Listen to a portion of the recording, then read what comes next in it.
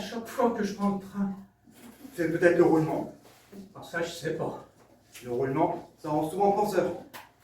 À chaque fois que je vois défiler derrière la vitre toutes ces villes, ces routes, ces fermes, aussitôt, je me demande ce qui pousse l'homme à marcher, à conduire, à attendre l'autobus, à sortir les vaches, à courir dans un sens, à aller dans l'autre sens.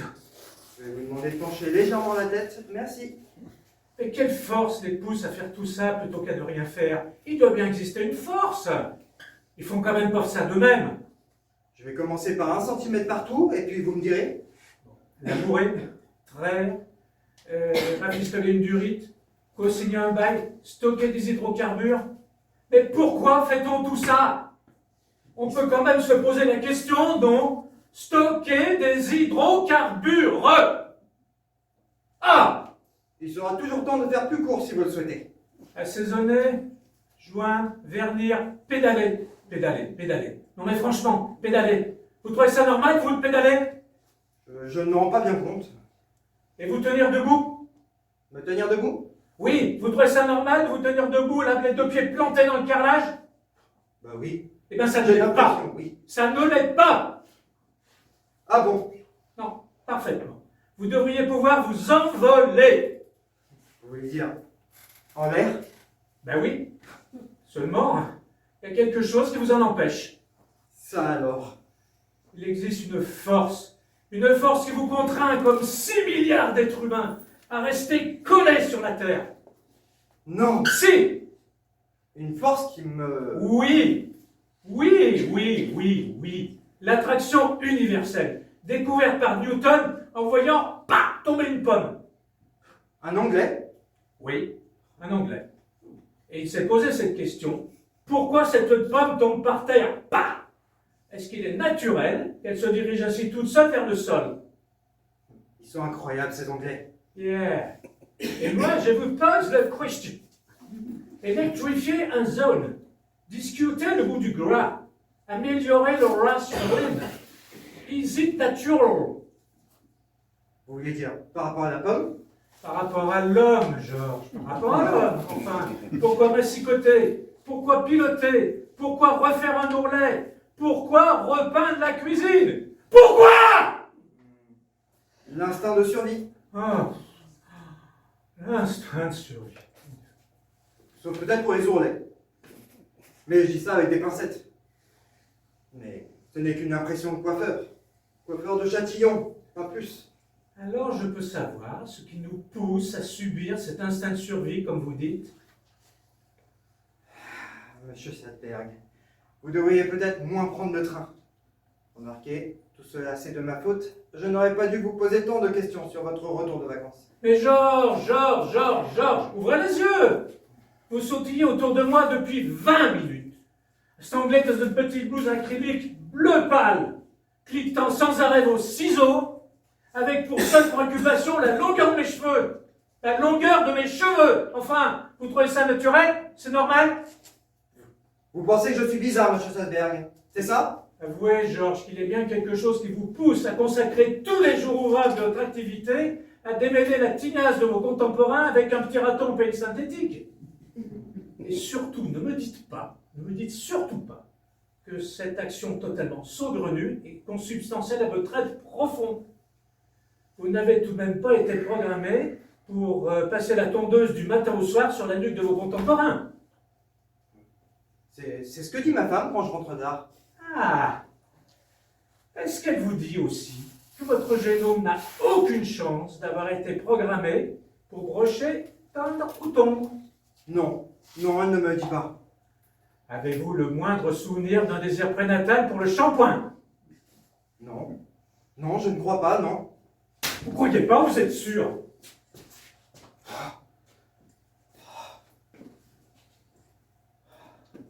Écoutez, monsieur Schasberg, j'aimerais tellement pouvoir vous répondre. D'habitude, je communique très bien avec la clientèle. Je suis navré, Georges, mais même si vous êtes persuadé du contraire, je n'ai pas l'impression de vous faire perdre votre temps en vous posant cette simple question. Qu'est-ce qui vous pousse à être coiffeur? Oh, eh ben... C'est vrai que mon père n'était pas très pour, mais Mais il ne m'en pas empêché. Jamais. Mon père avait ses idées, mais c'était un homme très doux. Il n'aimait pas la bagarre, si vous voyez ce que je veux dire. Donner des coups ou en recevoir, non. Il préférait être d'accord. Il disait que c'était bon pour la santé. Qu'être d'accord, ça permettait de vivre plus vieux. Il m'a même aidé à acheter mon premier logement, mon premier salon, pardon. Mais bon, tout ça pour vous dire qu'au final, il n'espérait pas peut-être autre chose pour son fils. Et pourtant, vous l'êtes devenu. Il y a donc bien, vous en conviendrez, quelque chose que vous ne dominez pas, et qui cette force qui vous a forcé à cette activité, que non seulement, Georges, non seulement votre père réprouvait, mais qui même pour vous, soyez honnête, est totalement incompréhensible, ne serait-ce que par rapport à votre physique. Ah ça c'est vrai, j'ai un physique de chanteur. Il ne s'agit pas de ça, Georges, il ne s'agit pas de ça, il ne s'agit pas de ça. Je pense à votre physique d'homme, de mammifère évolué, de grand singe bipède. Vous savez, croyez-moi, quand on vous voit développer, votre mètre 80, Oh, vous êtes gentil, 1m75 à peine. avec vos membres supérieurs puissants, cette cage thoracique imposante, cette mâchoire capable de réduire en bouillie n'importe quel aliment. Mais quand on examine vos narines, vos oreilles, vos pieds, même vos pieds, on ne peut pas imaginer que vous ayez été créé uniquement pour vaporiser de la laque. Pas plus d'ailleurs que la pomme n'a été faite pour aller s'écraser dans l'herbe.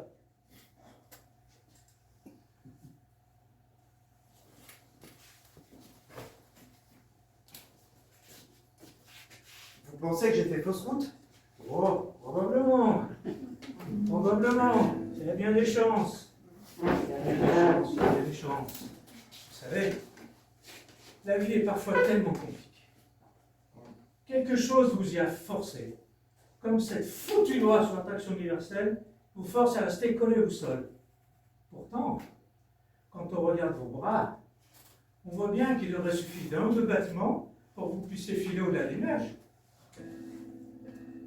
C'est vrai que, maintenant que vous le dites, Hein? il m'est arrivé d'avoir envie de voler, 3 ou 4 fois, mais pas très loin, dans les parages. Sur l'étang de Massy, ou du boulevard Jean Moulin et ses platanes, et puis terminé par la mer.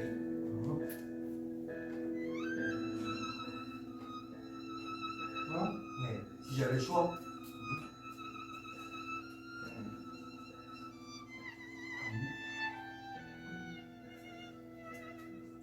Mais pas très vite, ni très haut. Pas comme le martinet. Non, plutôt comme le vol d'un goéland. Tout blanc, tout calme.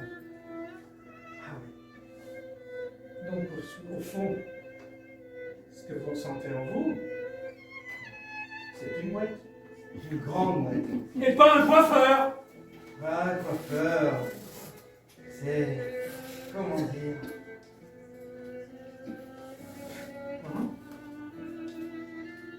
Mais je n'ai pas fini de payer la boutique. Alors je ne peux pas arrêter. Mais c'est sûr que, une fois, si j'avais le choix, j'aimerais bien faire le goéland. Ah ouais. Et je vois la tête de ma femme. Mais, dites-moi, pourquoi vous n'avez pas le choix? Ah, parce que. Parce qu'il y a sûrement une force qui m'en empêche. Ah! Vous y êtes, Georges! Vous y êtes, vous y êtes, vous y êtes! Il y est! Vous y êtes! Vous y êtes! Mais grâce à vous, monsieur Schasberg! Mais vous réalisez, Georges? Nous sommes tous prisonniers! Tous! Pourquoi je n'ai pas plus souvent des clients comme vous? Pourquoi? Georges, Monsieur Schasberg, voulez-vous vous joindre avec moi pour éliminer cette force qui nous opprime? La traquer, l'obliger à se montrer, la calculer, et enfin la détruire. moi, Georges, nous sommes les deux premiers à savoir qu'elle existe. Nous sommes des pionniers, Georges. des pionniers de la diversité, de même que ceux qui sont, nous sommes, pardon, je voulais vous dire, des pionniers de tout cela, tout simplement, puisque à chaque seconde, nous sommes désormais libérés.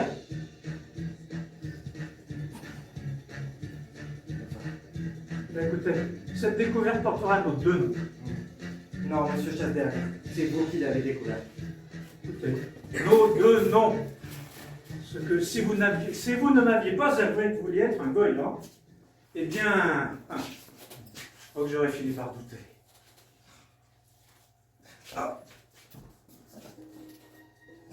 Maintenant que j'y pense. Si je pense que si Madame Lalo ne s'était pas décommandée, je n'aurais pas pu vous prendre. Ça, À quoi ça tient? c'est le hasard et la nécessité, Georges. C'est ainsi que l'humanité progresse. Nous sommes tous obligés de nous conformer à la règle. Ouais, mais tout de même, ici, à Châtillon, dans mon modeste salon. Et Georges, le salon de la découverte, la grande découverte. La grande découverte. Alors, vous acceptez? Si ça peut aider l'humanité, je ne vais pas refuser, bien sûr. Merci, Georges. Je ne sais pas ce que vous en pensez, mais moi, je suis pour un travail régulier, à heure fixe. Un rendez-vous quotidien vous conviendrait? Ici ou dans le train? Les idées sont fragiles. Ne nous éloignons pas des lieux où elles naissent. Dans ce cas-là, je préfère ici. Mais tous les jours? Si nous nous fixons comme objectif d'aboutir à la fin de l'année, ce qui serait, reconnaissez-le, un beau cadeau de Noël pour la planète, il me semble qu'un travail de 3 heures, disons 6 jours par semaine, est un minimum. Ah, quand même. Georges, vous n'allez tout de même pas imaginer modifier 30 millions d'années de comportement humain en 2 coups de cuillère à peau. Non, bien sûr que non. Mais pourrions-nous faire ça pendant l'heure de repas? Oui, vous voulez dire entre midi et 15 heures? Par exemple. Écoutez, pourquoi pas, nous pourrions en profiter pour jeûner, c'est excellent pour la vivacité de l'esprit. Ça me permettrait de ne pas, comment dire, perdre trop de clients. Georges, croyez-vous vraiment que quand vous allez expliquer à vos clients votre décision de les libérer une fois pour toutes de l'esclavage quotidien, vous allez les perdre? Et vous allez les gagner, Georges! Et quand, dans un jour prochain, vous volerez avec eux au-dessus de la ville abandonnée, eh bien, croyez-moi, ils vous béniront de leur avoir, excusez-moi, refusé votre peigne et vos ciseaux 3 petites heures par jour. Vous avez raison, monsieur Chasberg. Vous savez, jamais personne ne m'avait autant ouvert les yeux que vous. Parfait. Bah, écoutez, on commence demain. Donc à midi, je vais le noter.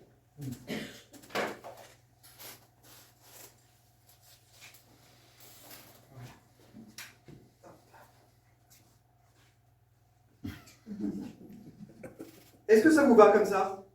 Bah, écoutez, c'est pas mal. Oui, très bien, merci. C'est rafraîchi sans être court. Mais pour vous dire la vérité, je vous préfère avec le crâne un peu dégarni. Bah, écoutez, appelons ça, si vous le voulez bien, genre la coupe postérité. Ça me va. Eh bien, combien est-ce que je vous dois? Vous rigolez, monsieur Chasberg. Laissez-moi juste récupérer ma serviette. Ainsi. Oh.